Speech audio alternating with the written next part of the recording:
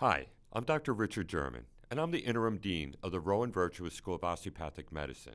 I'd like to welcome you to the videocast series where I'll be highlighting various thought leaders that contribute to the mission of moving the medical school forward. Today I'm honored to welcome Dr. Peter Rattigan, the founding dean, and Dr. Mary Ellen Santucci, the department head and chief nursing officer of the Rita and Larry Salva School of Nursing and Health Professions at Rowan University.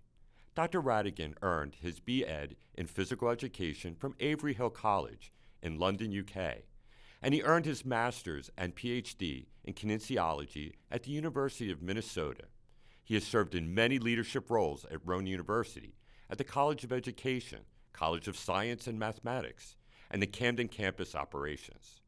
Dr. Santucci earned her B.S. degree in biology at St. Joseph's University, her RN from Methodist Hospital School of Nursing, and her BBN and MSN at the Adult Neurorehabilitation from Thomas Jefferson University, and her PhD in Nursing in Education Health Promotion from Widener University. She has been an educator for over 30 years and has directed various nursing programs from LPN to MSN, and in 2001, she received the Lindbach Award for Distinguished Teaching from TJU. Welcome, doctors. Thank you for coming here today. I'm very, very excited from having you here, and I want to first start out, Dr. Rattigan, founding dean. Tell me a little bit about your school and maybe a little bit of where you see things in, say, 3 to 5 years. Okay, thank you. Thanks for having us, first of all. So the school has gone through many iterations. It started as a break-off from the College of Education, which is where I started, and it was a sort of a super department within the College of Science and Mathematics. We were the School of Health Professions within the College of Science and Mathematics, sort of more of a large department than a school. And that's just a little bit of the history because it goes further back than that. But that's sort of the start of what we are now.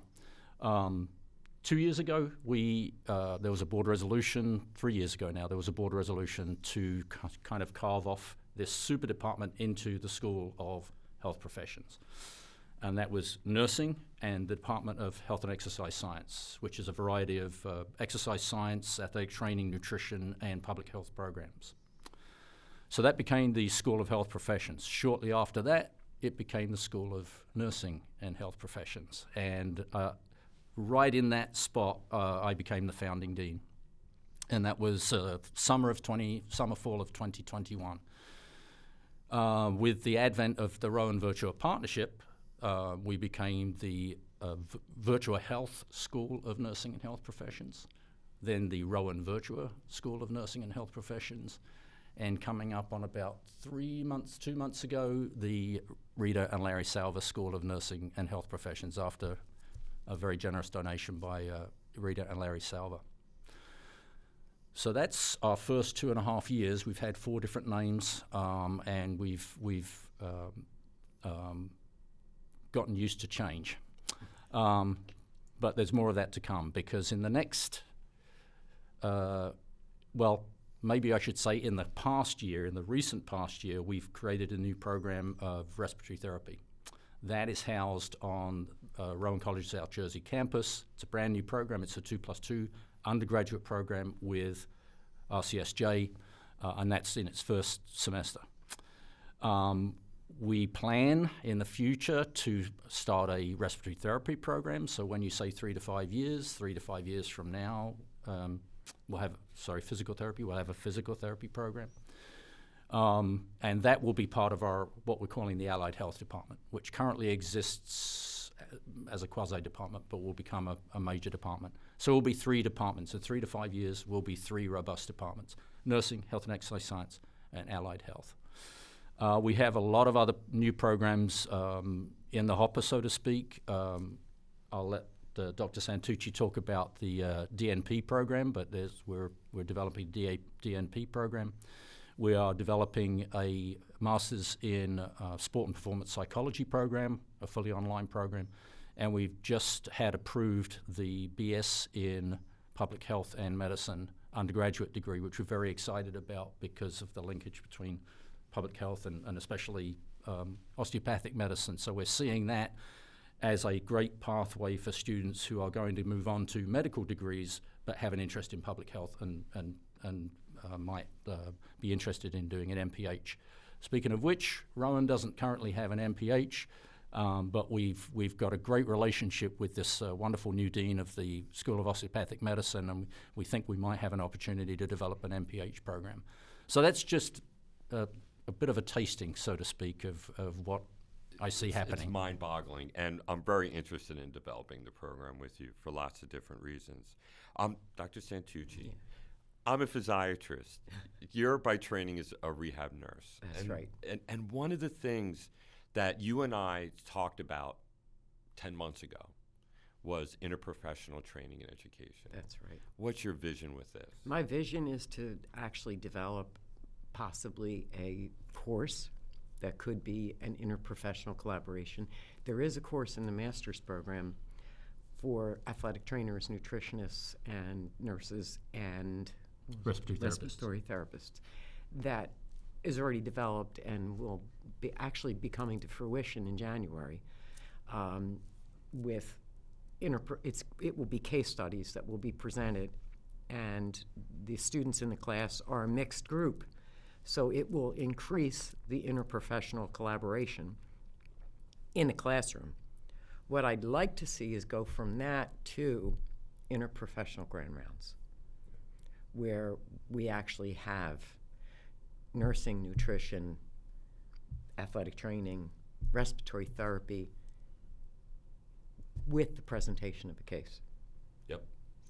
I think that would enhance the interprofessional behavior, the interprofessional activity. It would also, another thing that I've actually talked to Simulation Center about is using our registered nurses to help the last year med students with sterile gloving and sterile technique and opening sterile packaging and good hand washing, so that when they go to their clinical, they're actually ahead of the game. You know, and we've even talked about interprofessional OSCEs, which I don't think anyone's doing right now. So, you know, and I think we've announced that on this campus. Obviously, we have this wonderful nursing program, and we're developing on the Sewell campus right now the PA program. And the reason it's so important for me to be working with both of you is really about this great opportunity for interprofessional education. Most definitely. And so many people say they do it and they don't, right? But we're going to do it. We're going to do it right. Right. And because we want to train that the way we do this right, and we get this in our history. Yes. It's got to be team-based. It's got to be right? team-based. With the patient at the center of it. That's who we are, I think. Yes. I think as a people. And we have to remember the patient's the coordinator. It's the patient who runs the team. The patient runs the team. And so I'm so excited about what we're going to see, how that moves forward in the very near future. So one of the things we kind of get a lot of questions about is all the levels of the nursing programs. So how many concentrations are right now available for the MSN program? In the MSN program, there are 5 different concentrations right now. There are 3 nurse practitioner concentrations, which are family nurse practitioner, adult gero acute care nurse practitioner, and the psych mental health nurse practitioner program. We also have 2 other concentrations that a lot of people forget about, is the nurse educator and the nurse executive. There is a drastic shortage of nurse educators. That's one of the reasons why the nurse educator track was developed. And the nurse executive track was developed with the cooperation of the College of Business, that they can actually earn credits towards an MBA, so that we have a business-educated nurse executive. That's amazing. You know, and my understanding as of yesterday, when I had a conversation with both of you, is people are literally knocking the door down to get into the school. Yes. So credit to both of you. So I'm going to, Dr. Rattigan, I want to head kind of back a little bit. You talked about allied health professions a little bit earlier. So what is critical at this phase as we're developing allied health professions in your mind that we're able to address now, and what are some of the challenges you see in the very near future?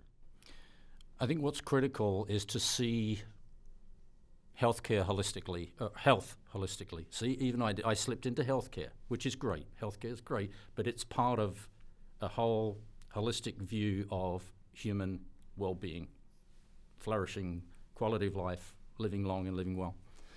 And healthcare is an important part of that. But health promotion, health maintenance, prevention, public health, these are critical parts of the equation. And I tend to think in this country, think in terms of healthcare as addressing the health of the nation, and healthcare is essentially treating things. And so we need to get much more into a mindset of health promotion, health maintenance, and what we need to do to stave off needing the healthcare, even though eventually we will.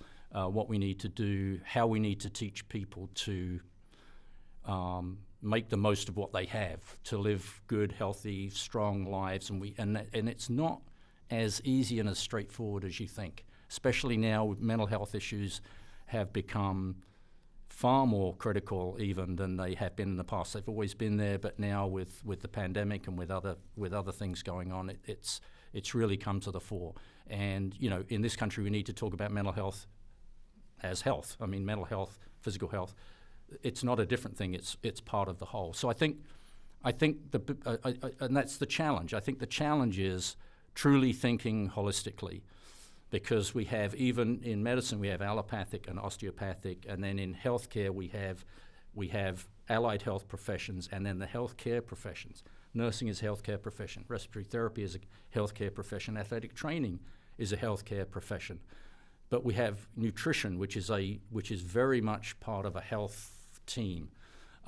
We have public health, which is the broader view of how we work with our entire population to make sure that they're living a higher quality of life, that they have access to things that allow for that higher quality of life.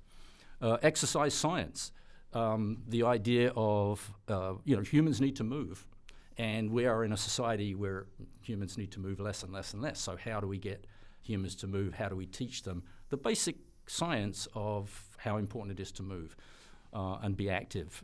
And that's part of being well. So I think I've sort of thrown a whole ton of things at your question rather than answered it.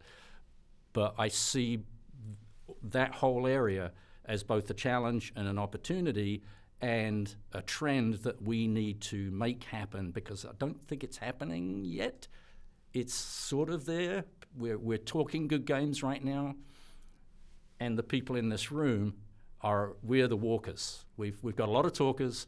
I think we're the walkers. We're going to make this happen. And I do know, as a fact, you're a runner. I am a runner. You believe exactly what you're saying right Absolutely. now. And that's the credit to you, obviously.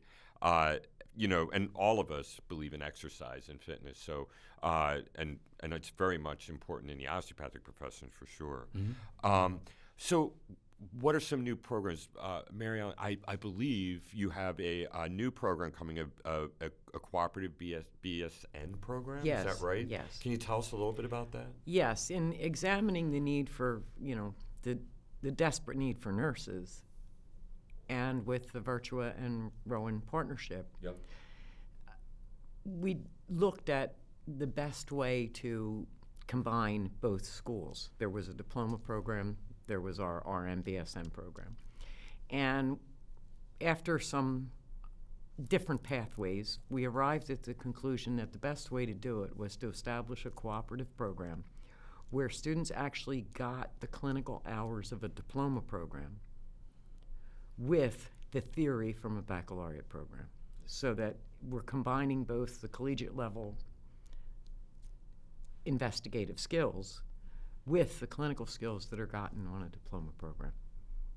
So that's basically what it is the first year they will do all the prereqs, which are the biology and chemistry and English and history, And then the second year, they will do a whole full semester straight through the summer at the diploma program. So that would be second and third year. And they will graduate in December of the third year. From the diploma program. From the diploma program, and get their diploma, which will allow them to sit for NCLEX, which will put out an entire population of nurses to the workforce a full year ahead of the baccalaureate program. This way they can work and finish their bachelor's degree. That's great. That's great. And it's this kind of ingenuity, I think, is needed for several reasons. One is it's the right thing to do. Two, it's meeting the workforce that we all mentioned. You know, we have a workforce shortage, nursing, physicians, allied health professions. But I also think it's a financial way to provide incentives back to the students, right? To make it more financially feasible, right?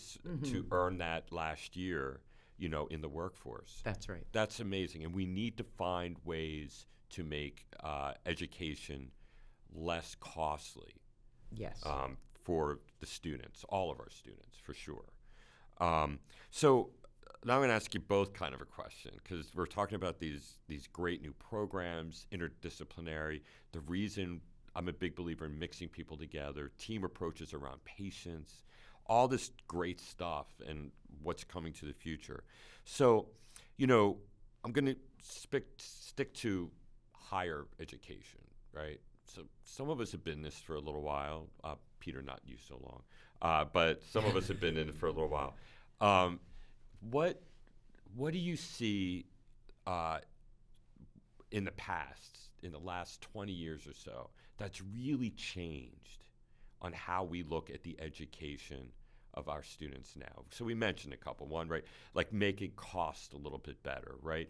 Providing these kind of resources where you earn part of your degree working, right? In our world, we're doing pipelines to medical school and trying to shave off a year where you earn your bachelor degree in your first year in medical school, as an example, right? These are kind of ways we're trying to keep down cost. What other things are these two great brains thinking about in the future? Yeah. Or at least one and a half. I'm the half, by the way. Well, I've been at Rowan for 23 years, and in those 23 years, I can tell you one of the biggest changes in higher education is internal thinking has changed to external influence. So even just 23 years ago in 2000, you know, I sort of entered the higher education still thinking of that, you know, the sort of this was the ultimate sort of, you know, person on the hill studying, thirst for knowledge, how wonderful is this? And it was kind of like that 23 years ago. But what we weren't doing was we weren't looking outside to the healthcare professions, to other businesses, to STEM professions, and asking them what they need in our graduates. So we were creating programs because we thought they were good programs and we wanted to do them and we would graduate these great students, but we didn't know what we were graduating them into. And we began to start paying attention to the folks that we were sending our graduates out to and what those graduates were missing and starting to then gear our programs towards a useful and productive future for our graduates. I think that's been a big sea change in higher education across the country. Certainly Rowan has been very focused on that. The other big change since I've been here in 2023 is part of what you've already been talking about, and that's accessible pathways. Yes. Whether it's reducing the time to graduation or finding ways to reduce costs to the student. Pathways that start in high school and reach out to students in high school so that they have the skills to come in and be successful and not take 5 or 6 years to graduate, but 3 or 4 years to graduate. So those are two huge trends, I think, accessibility and affordability, but also listening to the outside world, outside of academia, where all of our graduates are going to end. Most of them some will end up back in academia, but they'll all end up somewhere else, and we want to be paying attention to those places, finding out what those places need in our graduates and providing that. Well, I'm going to say that we all have right now a very strong mission, right, to treat the underserved and really to capture the student that wants to treat the underserved, right, who are culturally competent. That's right. And Mary Ellen, I'm going to you. You have a HRSA grant. This is very important for you. Very important So to me. explain that to us. The HRSA grant that the Department of Nursing has received, thanks to Carmen and a lot of her work, it is to support family nurse practitioner students and psych mental health nurse practitioner students in serving underserved populations. And I'm really happy to admit that we just awarded our 16th full scholarship. It will pay for full tuition once they're in the MP track. It will pay full tuition till they graduate. I mean, congratulations, Seth. This is, you're living what you're talking about. Right. I'm seeing your vision. You're finding affordable pathways. And we're working together to get those pipelines that we talked about to attract the students to us. And you're already doing it. I understand you have like 700 applications, I think, to the cooperative. Yeah, like this is crazy, right? So. And how many 3+1s do we have for nursing as well with the community colleges? So we're gonna. There's no doubt we're gonna be growing this program together, and I'm very honored to be part of that. And so I'm gonna maybe start it with Mary Ellen again, and then end with Peter. Last question for you. We have a great new hospital partner, Virtua Health. Right? Yes. So, how have you seen this partnership be of benefit to the programs that the nursing and then allied health in general? Well, as far as the nursing, it's been just the general support of the whole philosophy and the whole being encouraged to dream big without, and being allowed to have like a think tank meeting where you can actually dream of what some of the things you wanted to do. And anybody that's in nursing or even in healthcare, and Peter can attest to this now, the only thing constant is change. Yes. So we have to be able to steward that change. And in order to steward that change, we have to be able to think on different levels. And that's what I see, allowing input from the clinical practice side into the education of nurses, so that we are not the sage on the stage. We are the guides on the side, and we are producing nurses that are able to work within that environment and understand that there are pressures within that environment that have to be dealt with, and we're actually putting those support services available to them. You are the sage on the stage today. I'm just going to say that for sure. Dr. Rattigan. Yeah, so I definitely agree with what Mary Ellen said, but also Virtua, just from a very practical point of view, Virtua is a large health system. Virtua Health is a very large health system in the region, and they're suddenly opening up clinical opportunities, and that's of value to all of us. We've had some initial conversations with Virtua for physical therapists. They're excited that we're going to do a physical therapy program, and again, that's going to be a symbiotic relationship with they have a need for physical therapists, we'll have a need for clinical sites. That's a serendipitous relationship of a PA program that's going to be starting up. Again, that those clinical places, and I know Rowan-Virtua SOM is its own clinical behemoth, but also that partnership with Virtua just expands that. I think also Virtua is one of those external. Now they're a partner, but they bring in that external experience of a hospital system informing us more and more acutely of what they're looking for in their practitioners, and so that's another part of the sort of the symbiotic piece where we've been asking external partners what our graduates need to know and be able to do. Well, now we've got a partner right next door that we can just pick up the phone and or have a meeting on Zoom or a meeting in person and say, how are we doing? What do you need? And so I think it's really exciting for clinical capacity. I think it's really exciting to get that input from the professionals, so to speak, that our students are going to go out to and work with.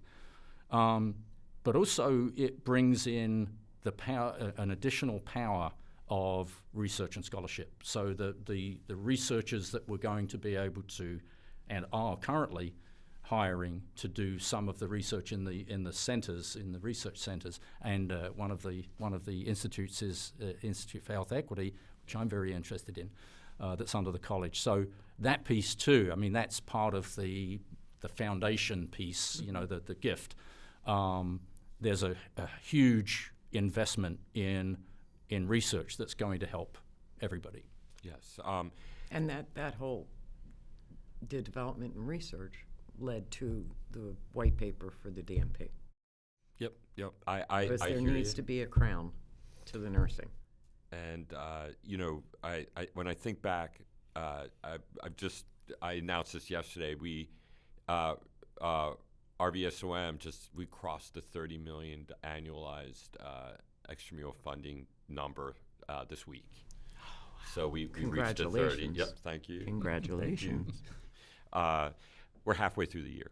Yeah. So if we include you and everything else that's going on, we are a powerhouse. So what I'm hearing is we're a powerhouse of collaboration. We're a powerhouse of mission. And people are showing it. They want to be here. Mm-hmm. So they're applying. Yeah, we don't have enough spots for everyone that we want. Right. That's right. So we're going to change that. That's called growth, right? So I just want to end by saying, you know, one of the best things taking on this job was get to meet both of you. And your energy and enthusiasm has been second to none. So I just want to thank you for that. And thank you for today's great talk.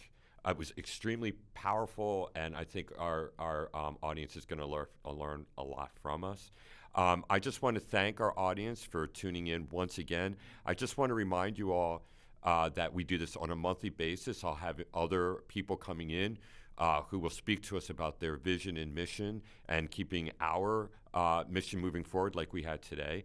Our next speaker will be the president of the university, Dr. Ali Hushman, who will be joining us. So please tune in next month for that. Thank you again, and bye, everyone.